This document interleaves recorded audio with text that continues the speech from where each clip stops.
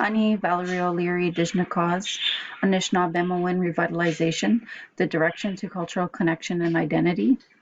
Medicine Wheel, Know It, See It, Feel It, and Do It. The perceptions of identity have changed as a result of the constructs, constrictions, and imposed by the dominant Western culture. So Indigenous children who learned and survived through the residential school system internalized many negative messages about their cultural identity, resulting in a strong desire for them to return to their cultural roots and language. Intergenerational trauma, however, has caused the opposite to be true, and many 21st century Indigenous youth struggle with their identities, which is why I feel that Anishinaabemowin revitalization is the way to go for cultural identity and connection. As a Indigenous educator who has been in the field of education since 2001, I can probably state that I have always been surrounded by Anishinaabemowin when I was younger. Unfortunately for myself, I do not speak the language, and therefore it is very, very important to me because I also went through an identity crisis when I was younger as a result of not having learned the language and having that strong foundation. So due to the past traumas and revival of Indigenous cultures, and it is evident that both Indigenous children have inherited both negative and positive beliefs about their heritage. Again, with myself being brought up on the First Nations, on my First Nations, and then also being brought up in an Indian day school. So there was always a balance that I was trying to work towards, trying to understand how the Western world works, as well as my own cultural identity and language as an Indigenous student. So these conflicts happen every day, and like myself, I used to ask, is it safe to share my First Nation heritage? These are some questions I'm sure that other Indigenous students ask themselves. So Indigenous identity is consumed by their very existence. So all of those impacts that happen is really hard on Indigenous students. In Canada, we have two official languages, English and French. The lack of acknowledgement of Indigenous languages, including Anishinaabemowin, has had a devastating impact on languages practice and their survival. So the Instituting Indigenous Language Immersion Program, or an immersion program, is an act of reclaiming strength, identity, and inherent sovereignty. For Indigenous youth, it is needed for these reasons.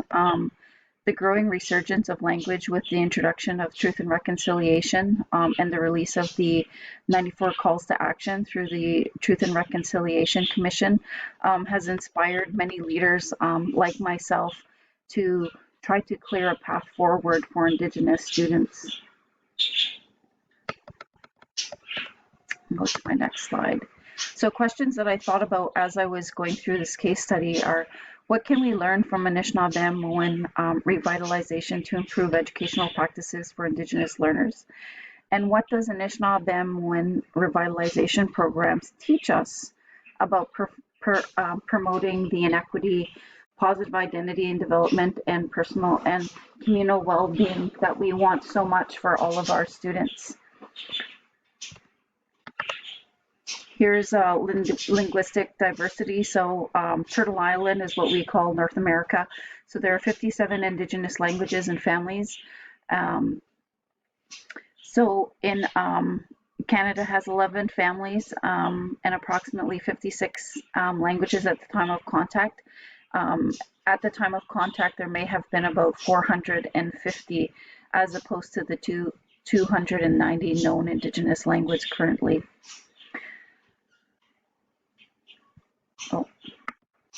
So heritage and legacy.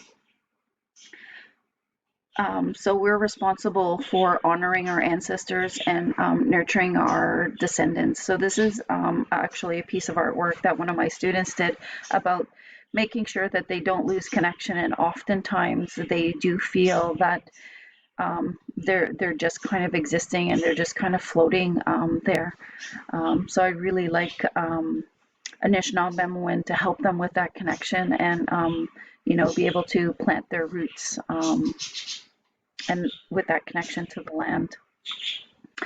So Anishinaabe Odsawin, so language, relativity, and culture. So this is the languages that you speak influences the way that you see the world. And the way I see the world, obviously, is um, Turtle Island. So the world, North America is Turtle Island, and we're a part of it. And there's a lot of teachings and teachings in looking at things through the indigenous lens. Again, a key, so land. So I mentioned already, like planting the roots. So language is rooted in our land. Everything we do when we do maple sugar. So this is a picture of last year when we did sugaring in my community, and it's I don't know. It's that connection, and when you're with the older people and the elders in the community, when you're out there and you're working the land and working with the land, you're also learning and hearing about all those stories and hearing the language spoken during those times. It's pretty amazing. Also, just community. So this picture here is just showing the connection and that we're all connected. And this particular picture I chose because it's both Indigenous and non-Indigenous students, majority of non-Indigenous students here, but I think it is a community and we need to learn, and that's how we're going to connect, and we're going to work through the truth and reconciliation and come to understanding and an equitable solution for everyone. Anishinaabe, so language again reminds us of who we are as Indigenous people, and part of that is the word that you hear a lot lately is decolonization. So moving away from a colonized culture to more Indigenous culture and perspective. So some of the challenges that I noted in my case study here are cost. So there's costs in terms of funding and human resources. So we require resources, developers, and we need additional teachers. Teacher professional development is necessary in the community that I work in, although a majority of our teachers are Indigenous. It's 50-50 when you take into consideration teacher assistants and all of that. But help doesn't overcome some of the other challenges.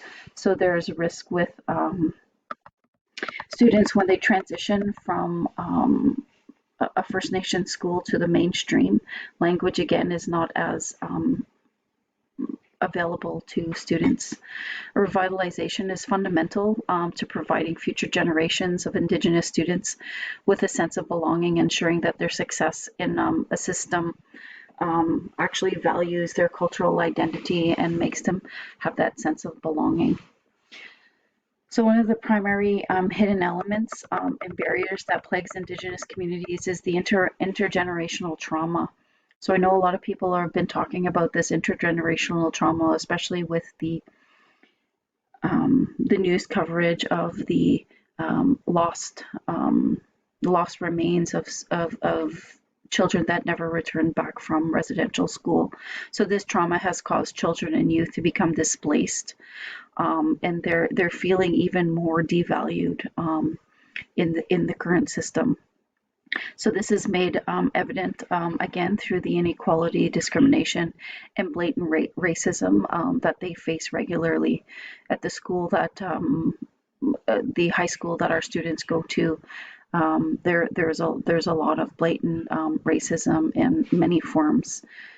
The inequalities faced by Indigenous youth often result in low self-esteem, lack of school attendance, and lack of engagement, and a lack of understanding we've seen an increase in suicide and addictions and a lack of identity or sense of belonging.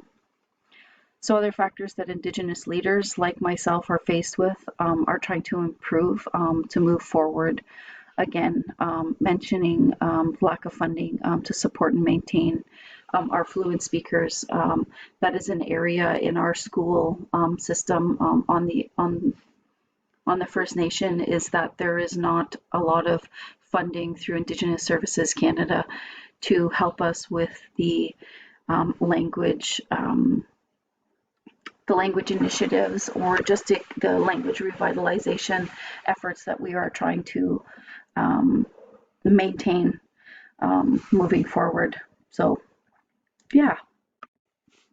So again, some of the research that I've come up with and I've noted, again, this is through talking with my sister, who is also an Anishinaabe second language speaker and teacher in the board on off reserve.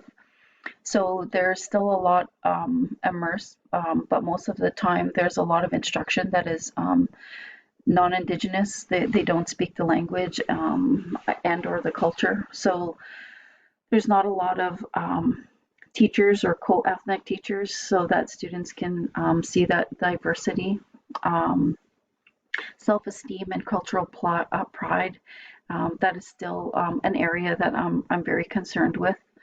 And as a result, there's not a lot of fluency. So status quo, again, 80% of First Nation schools offer some language programming, but only 17% offer immersion. So in the community that I'm currently in, immersion is kind of where they want to go. They've had a couple of pilot projects, but again, it's still in process, and it's really hard to maintain. So 92% of cultural activities in non-Indigenous schools, but only 26 have fully integrated cultural programs. So a quote here that I found is, "Schools are clearly not meeting the needs of Indigenous students, and change is needed if we hope to see greater parity in these and other measures of academic achievement." Also, the need to address monolingual and monocultural norms embedded in standardized testing, while prioritizing community-based values. As well, it's documented in literature that in the area of No Child Left Behind, scores on English standardized tests can have a life-altering consequence, which we have also seen in our schools and with some of that data that I've been privy to. So standardized tests do not assess students' level of wellness.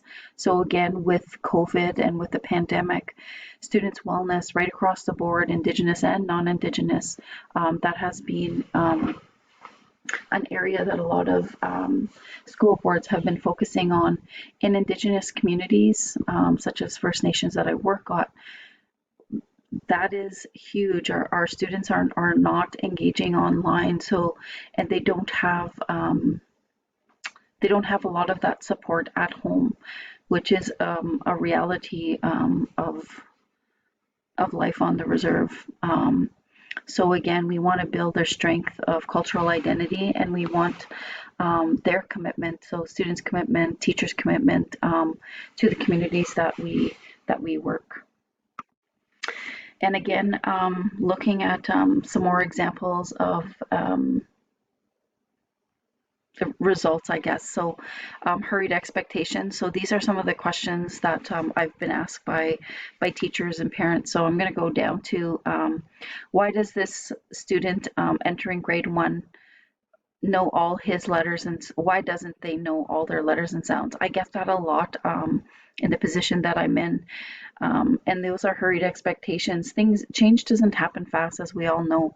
So is the student comfortable and happy coming to school? So I would really like to kind of focus on that, and that's part of that well-being, but it's also part of that holistic approach to education, and that what I mentioned earlier about being able to reflect the perception or the world that you live in.